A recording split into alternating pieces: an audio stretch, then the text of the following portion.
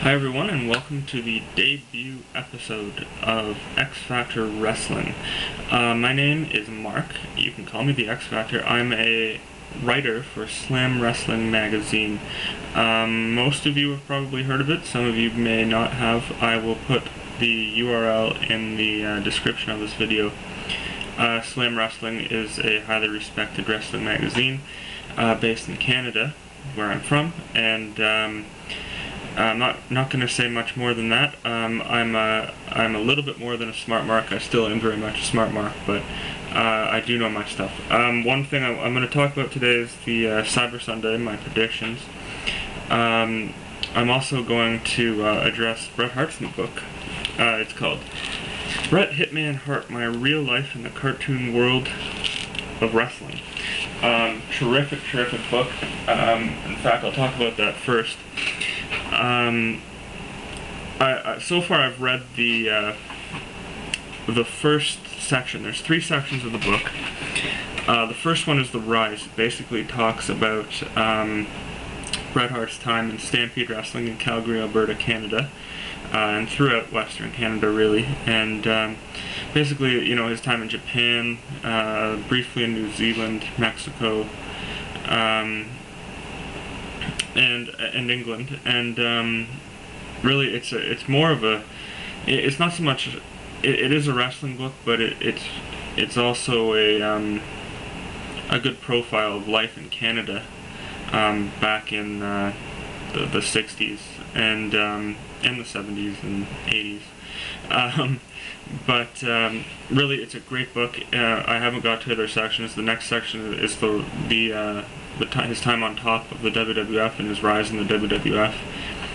And the third and final section, obviously, is The Fall, which covers the Montreal Screwjob, the death of Owen Hart, death of Stu and Helen Hart, and you know, Bret's current life, including his stroke and his recovery and so forth. On to Cyber Sunday. Check out the book. On to Cyber Sunday. I'm just going to briefly give my predictions here, since this is limited to 10 minutes. Rey Mysterio versus Finlay. Okay, first of all, there's the Diva Halloween costume contest. Does anyone really care? I sure as hell don't, so I'm not even going to predict that. Rey Mysterio versus Finlay. You can either choose a stretcher match, a no DQ match, or a shillelagh on a pole match. I think, you know, I personally voted for no DQ because I think the other two are just a little too gimmicky. I think the stretcher match is going to win out, and I think Mysterio is going to win it, and he'll move on to work a bigger and better program, because Finlay is just breaking him back in, as far as I can tell.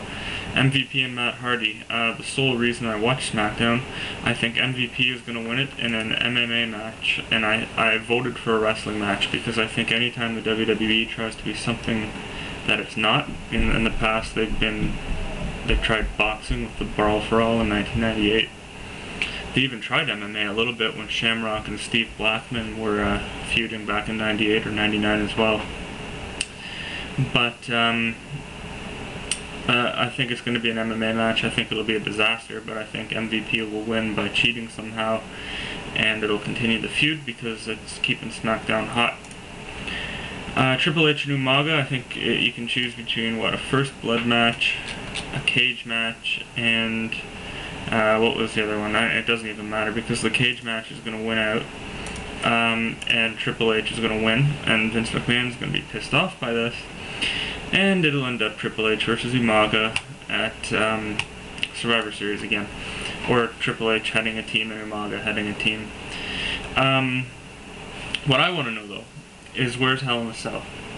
Because it's been over a year now, and there's been no Hell in a Cell. Usually, you know, New Year's Revolution had an Elimination Chamber, but we haven't even had that yet this year. So I think we're going to see, at Survivor Series, maybe, Hell in a Cell.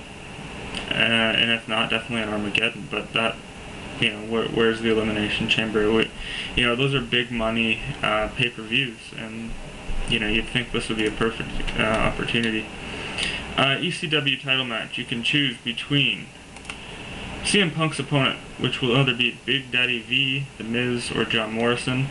My prediction, if Big Daddy V or The Miz win the voting, which they won't, then Punk will retain.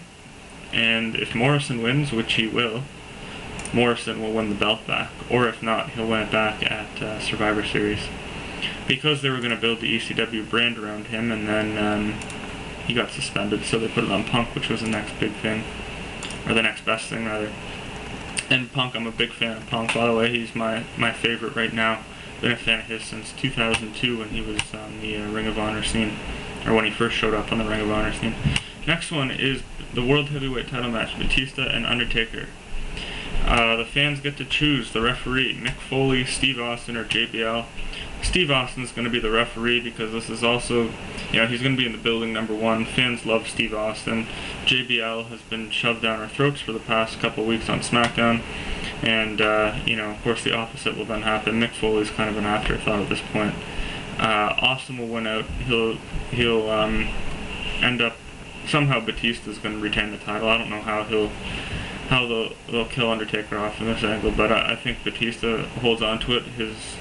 He's all over the poster for Armageddon, holding the title, so I look for him to hold the belt through Armageddon, even probably into the Royal Rumble, possibly until WrestleMania. But I think Edge will be the one to take the belt off him eventually. Anyways, Austin will also confront Santino Marella, in my opinion. And the WWE Championship match. This is obvious. Randy Orton versus Shawn Michaels, Jeff Hardy, or Mr. Kennedy. The only threat to Shawn Michaels, the only minor threat to Shawn Michaels will be Kennedy. All the fans are going to vote for Shawn Michaels because he's returning. Orton will retain the title, probably by DQ or something. Triple H will probably get involved.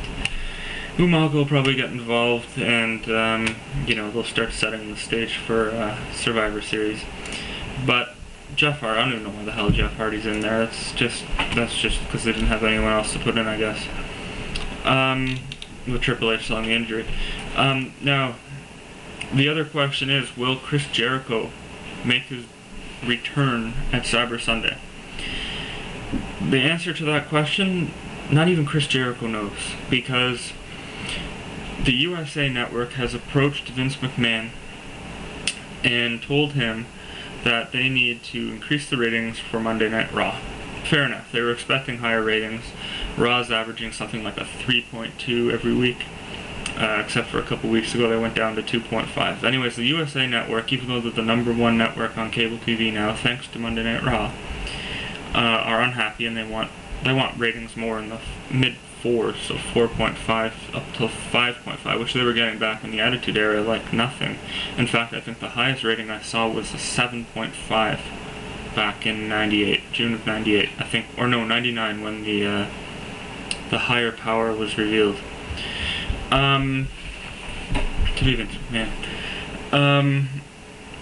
So it's going to be interesting because the original plan was for Jericho to debut at Cyber Sunday, and that may not happen now because it's sort of a power struggle between McMahon and the USA Network. So we'll see who wins out. If Jericho debuts at Cyber Sunday, then you'll know Vince McMahon doesn't really give a crap about what the USA Network thinks. And if Jericho appears on Raw, which I think would be the smarter idea, because really, not even this coming Monday, or not tonight, I mean, not even the Monday after Cyber Sunday, I think what they should do is run another one of those Save Us 222 promos and say, coming next week, because then the following week on Raw, Jericho can appear. You're getting all your viewers back from that week's Monday Night Raw. You're also getting, you can run it on ECW and SmackDown, you're getting those viewers, which are probably the same, but you may attract a few others. Not only that, the internet community is going to be buzzing about it for the whole week. And, they'll talk to their friends and so forth. You'll get a high rating for the following week's Monday Night Raw. But it'll be interesting to see. I don't think he'll appear at Cyber Sunday. I don't really think there's the proper opportunity. But I'll talk about that the next show. And in the meantime, if you have any questions or comments, please feel free to either mail them to me or post a comment. and I'll try and get to as many as I can. And that concludes it for this week, so thanks for watching.